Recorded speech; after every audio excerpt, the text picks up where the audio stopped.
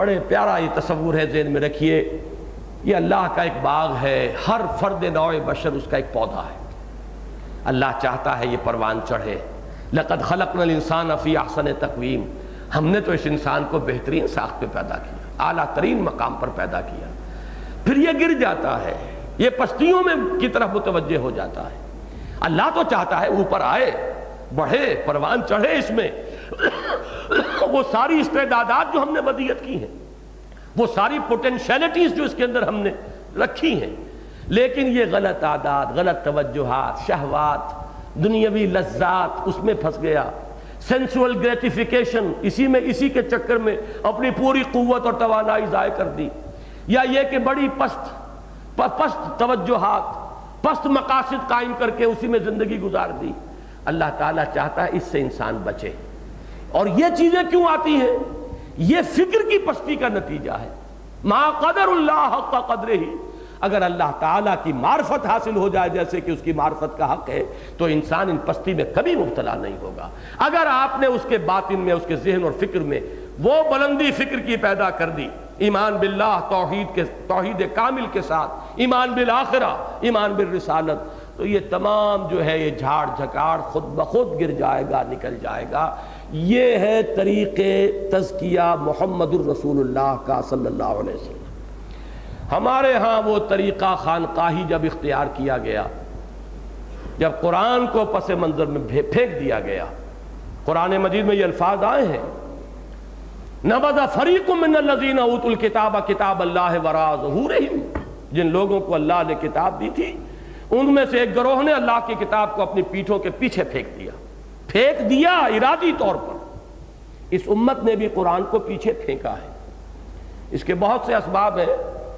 Professor یوسف سلیم چشتی رحمہ اللہ، اللہ تعالیٰ ان کی مغفرت فرمائے، بڑا عمدہ مضمون ایک دفعہ لکھا تھا کہ یہ جان بوجھ کر در حقیقت قرآن کو پیچھے پھینکا گیا ہے۔ وہ جو بات کہی علامہ اقبال نے کہ عصر حاضر کے تقاضاؤں سے ہے لیکن یہ خوف ہو نہ جائے آشکارا شرع پیغمبر کہیں، جس طرح ابلیس کو یہ خطرہ لگا ہوا تھا کہ یہ آشکارا شرع پیغمبر نہ ہو جائے، ایسے ہی وقت کے سلاطین کو اور ملوک کو اور سرمایہ داروں کو اور جاگیرداروں کو اور مذہبی مسندوں کے اوپر متمکن لوگوں کو پسند نہیں تھا کہ قرآن کھلے اور قرآن کی حقیقی تعلیمات عوام کو معلوم ہو، اور وہ قرآن کے معیار پر ہمیں کہیں ناپنے تولنے لگ جائیں۔ ہے یہی بہتر الہیات میں الجھا رہے، اس کو مست رکھو ذکر و فکر صبح گاہی میں، اسے پختہ تر کر دو مزاج خانقاہی میں اسے۔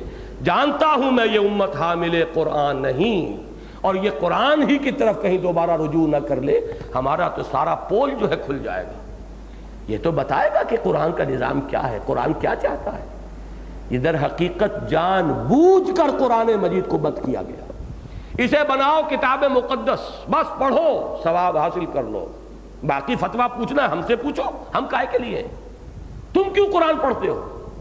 اور آج بہت بڑی بدبختی ہے اس امت کی کہ ایک بہت عظیم تحریک ہے کہ جس نے اس فلسفے کو باقاعدہ اس امت کے اندر جاری کیا ہے، پورے شد و مت کے ساتھ اور زور و شور کے ساتھ، کہ قرآن صرف پڑھو، باقی علماء کا کام ہے کہ وہ ترجمہ پڑھیں، اور جو آپ کو پوچھنا ہو فتویٰ وہ علماء سے پوچھو، پڑھ کے ثواب حاصل کر لو، قرآن کا ترجمہ پڑھنے کی اجازت نہیں ہے۔ یہ در حقیقت اس قرآن مجید کو جب ہم نے پیچھے ڈالا تو اب تزکیہ کیسے کریں؟ لہذا تزکیے کے لیے ہمیں مستعار لینے پڑے کچھ طریقے دوسروں سے، وہ نیو پلیٹونزم ہو یا ہندو یوگیوں سے لیے گئے طریقے ہوں، وہ تپسیائیں اور ریاضتیں جو صحابہ کرام میں کہیں نظر نہیں آتی، محمد الرسول اللہ کا طریقہ تزکیہ وہ نہیں تھا۔ یہ سب کچھ ایجاد کیوں کرنا پڑا؟ اس لیے کہ اصل شے کو ہٹایا تو کوئی نہ کوئی نقل شے تو لانی پڑے گی۔ جہاں ویکوم ہوگا آندھی چلے گی، کہیں نہ کہیں باہر سے جو ہے طوفان آئے گا۔ یہ سارا کا سارا نظام اس لیے آیا ہے کہ ہم نے تزکیے کو قرآن سے علیحدہ کر دیا۔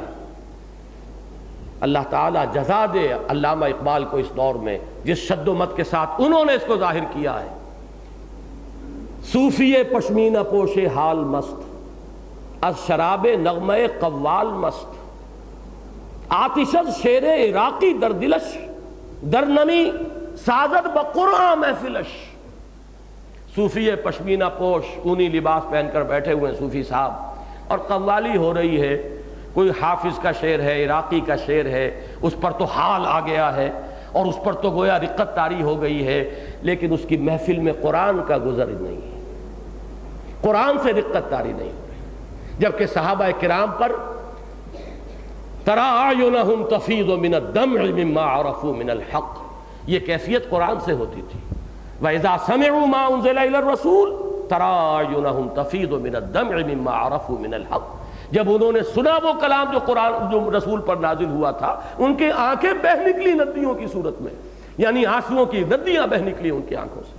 یہ وہاں ہوتا تھا۔ خود حضور نے، میں نے بارہا آپ کو واقعہ سنایا، جب حضرت عبداللہ ابن مسعود سے فرمائش کی کہ مجھے قرآن سناؤ، اور انہوں نے پہلے عذر کیا کہ آپ کو سناؤں، آپ پر تو نازل ہوا ہے۔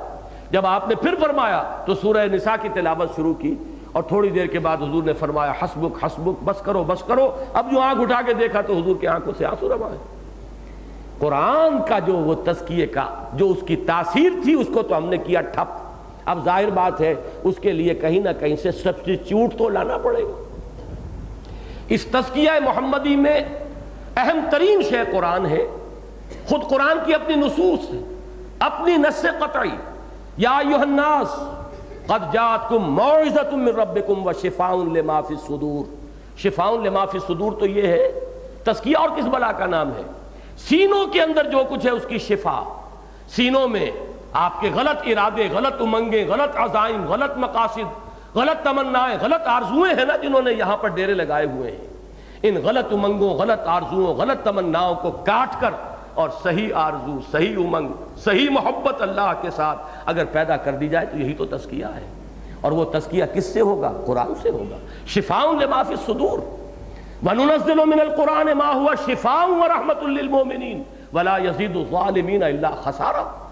ہم اس قرآن میں وہ چیزیں نازل کر رہے ہیں کہ جو شفا ہے اہل ایمان کے لیے، رحمت ہے ہماری جانب سے، لیکن یہ کہ وہ نہیں، وہ تو صرف حصول ثواب یا ایصال ثواب کا آلہ بن کر رہ گیا۔